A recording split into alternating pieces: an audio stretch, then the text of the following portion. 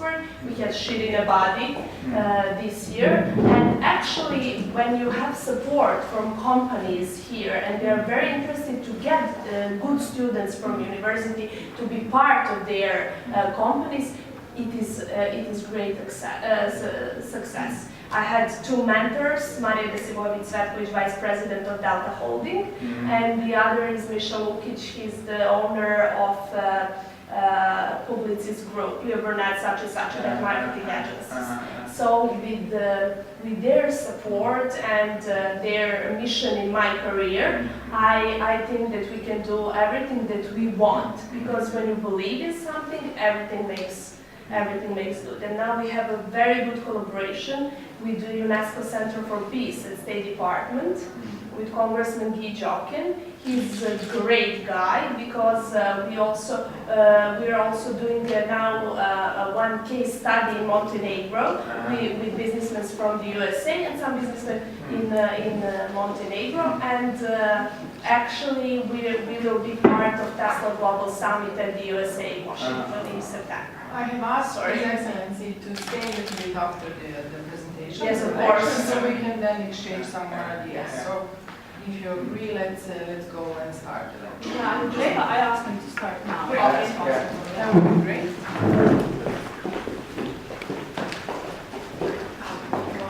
Good to see all of you here tonight on such a rainy evening. I've been asked to speak a bit of entrepreneurship, and what I will do then tonight is that I will start with saying discussing whether Norway and Serbia have some common challenges and the differences between us. I will speak a bit about the importance of entrepreneurship in general. I will speak a bit about Serbia's challenges, and I will talk a bit, also sharing a bit of our experience. So that will be the way we will be going.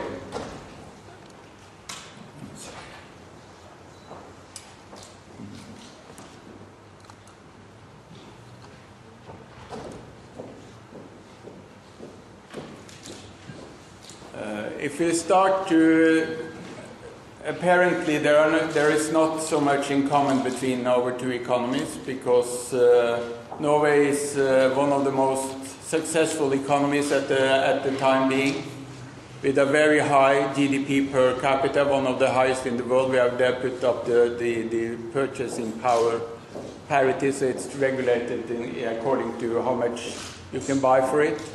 We have very low unemployment, and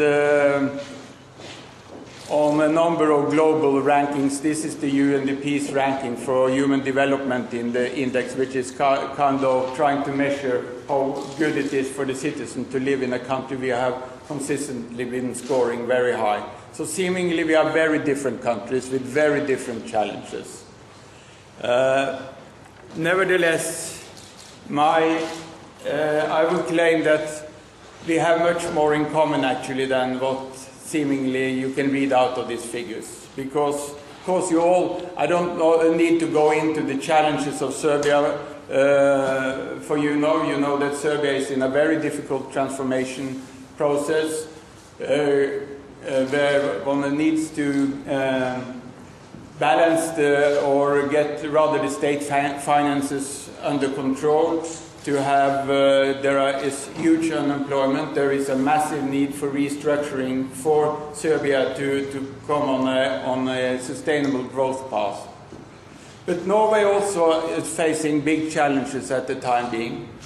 We are actually a country which are particularly rich because of oil and gas. And as many of you will know, over the last half year, oil and gas prices have fallen with about 50%. Of course, we don't know whether this is permanent. We don't know whether they will be falling further down or whether they will come up. That's the nature of energy prices. But let's say, and the calculation is that they will stay much lower than they've done before. And this is something which constitutes more than 20% of our gross national product. It's 60% of our exports. So clearly, this is very challenging. So both Norway and Serbia is in a situation where we will have to transform our society, to continue to improve, for Serbia to improve and for us to maintain the high level we have. So in many ways, the medicine, I would claim, is the same. We need agents of change, we need structures, which means that we can change the societies to adapt to the new challenges, because this is the normal. The fact that we suddenly are faced with a situation where our main export is much less valuable, it's fairly normal. I mean, in the long term, because technology changes. I mean, that's, for instance, one of the long-term challenges.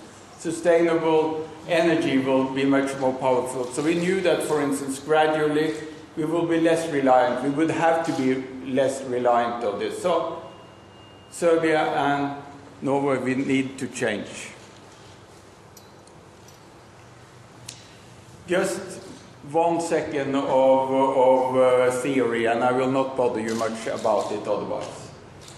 But one of the great economists of our time, Schumpeter, said 100 years ago, his theory was that the great thing with capitalism, the way it changed, is that you had innovation which all the time improved our lives. You had what he called creative destruction. We found new technologies making it easier for us to live, making the countries more prosperous, and of course the key people in dealing with this is the entrepreneurs. They are the ones who get it to happen in his system. And one of the reasons why this is often that the entrepreneurs, they don't come with lots of baggage. Actually, they start up something because they see there is possibilities for doing something new.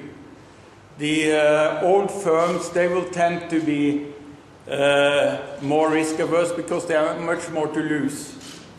The entrepreneur normally he is betting high.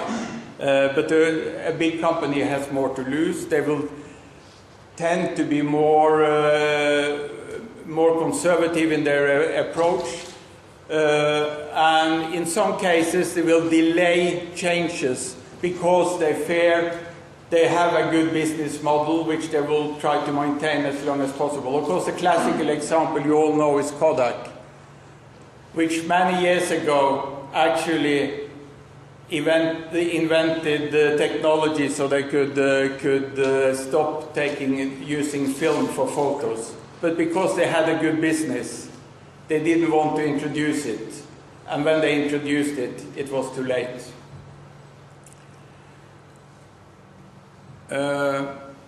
So, in many cases, entrepreneurs can be game changers. I mean, many of the most famous kind of products which have really changed our everyday life has actually been introduced by entrepreneurs. So from that point of view, Schumpeter was right. Entrepreneurs can and will often contribute to changing of the society. But that's not really... Research is actually showing that most successful entrepreneurs, they are really not... Normally, to invent a new thing, it's not the same thing as you are actually successful with commercializing it. Often, it's very often you have the examples of people inventing lots of things, but they really don't know how to sell it in the market. I think a typical example being in Serbia is, of course, Nikola Tesla was a fantastic inventor.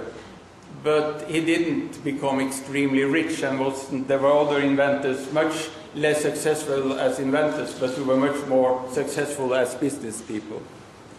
But what is characterizing the entrepreneurs? Well, they have to be curious, they have to be willing to take risks, they have to be optimists, and they have to learn from failing. I mean, a typical thing from many studies of entrepreneurs is actually that they have ideas, they want to change something, and they fail. And then they try again. And they fail, but they learn a bit more, and then they finally may succeed with it. And I think if we are looking a bit here on, I just mentioning a few famous entrepreneurs to illustrate the point that some of the most successful technologies in one way is not the people who have invented the technology, but they have found better ways of utilizing the technology. I mean, Steve Jobs did not invent the computer. Let's remember, he didn't invent it, although we may all believe it when we are running around with apples, and it's the most valuable company in the world today. But he organized it better, he found a better way of packing the content and so forth, and that was the key to Apple coming from nothing to being the biggest company today. Ingvar Kamprad may not be so well known among you, but he's among the 10 richest people in the world. And I mean, what was his business idea? It was selling furniture. Well, furniture has been sold for a long time. Very long time, and people haven't become very rich of it. But Ingvar Kamprad, the creator of IKEA, he did it in a different way. He had a different concept of selling furniture, a different concept of organizing the way you actually, the production lines, or also gradually to diversify and so forth, which has given his way of making his way of selling furniture actually extremely efficient, so that it's very hard for anybody else to compete with him. So again, somebody who's innovating on seeing a possibility, because it's all, there must be better ways of organizing the way of selling furniture, and he found a better way. Google is in one way also in the same thing. I mean, Google didn't invent the search engine, but they improved it. And that has been their key to becoming a dominant player. And let me also take something which is very low tech in some ways. Norwegian fish farmers. Well, is fish farming very exciting? Well, let me tell you a small story now, since I'm being Norwegian. 40 years ago, we had no fish farming in Norway at all. But we had a situation, some of you may know the map and know that Norway climatically and so forth is not very well suited for agriculture. And we had the economy in the agriculture went down, and the government was looking at some ways where they could help some of those small landholders. Maybe, for instance, fish farming could be one way of doing to get a bit of extra income. And since many of them were living by the sea anyway. So they had some cooperation also with the Agricultural University, where they used people with experience from husbandry and so forth, technology, to help develop a strong a salmon taking, because we have rivers very rich of salmon, but developing a strand of salmon which was suitable for fish farming. And they started gradually, as it meant nobody thought that this would become a big business. But it was new for us. It's not new in the world. The technology is very, very well known. The Chinese have done it for thousands of years, but we haven't done it before. And this, some 40 years ago, last year, Norway exported farmed salmon worth 5 billion euros. That's quite a bit of money, of fish, just the fish farming. And also the other thing with this is, as Kamprad found another way of selling furniture, developing the markets. One of the reasons why we went from 0 to 5 billion euros in selling fish was also, well, we have some comparative advantages when it comes to it, because we have lots of fjords which are protected, but they also circulate the water, so it's very good for, I mean, if you want to do fish farming. So we have comparative advantages, which is like Serbia has, for instance, when it comes to agriculture. The soil in Vojvodina is the best soil in Europe, quality of the soil, so that's a very good starting point. But the second thing they did was that they said that, well, this is a very exclusive product. That means that it's a very limited number of people we can sell to. So they also gradually tried to decrease the price, so that you could come in, that the markets came out. up and they developed it. Actually and it was very much a boom and bust, because when they started earning money, everybody wanted to do this. So lots of people lost money, lots of people went for broke, and this is not a linear rise to success. It took gradually time, but they also, one of the reasons why that it was successful was that they developed the market. Take for instance sushi. You all eat sushi, and most of you will eat, when you eat sushi, most of the part you eat will be salmon. But 30 years ago, salmon was never used in sushi. The Japanese didn't eat sushi. So you try to introduce it in the market. You try to make them interested in it, and when you do that, you actually get many more people who wants to buy it. So it's also a question of developing the product as such. And let me mention one more thing, since we are on agriculture. How many of you know about Chinese gooseberry? None of you. Well, Chinese gooseberry today may be more known under the name of kiwi.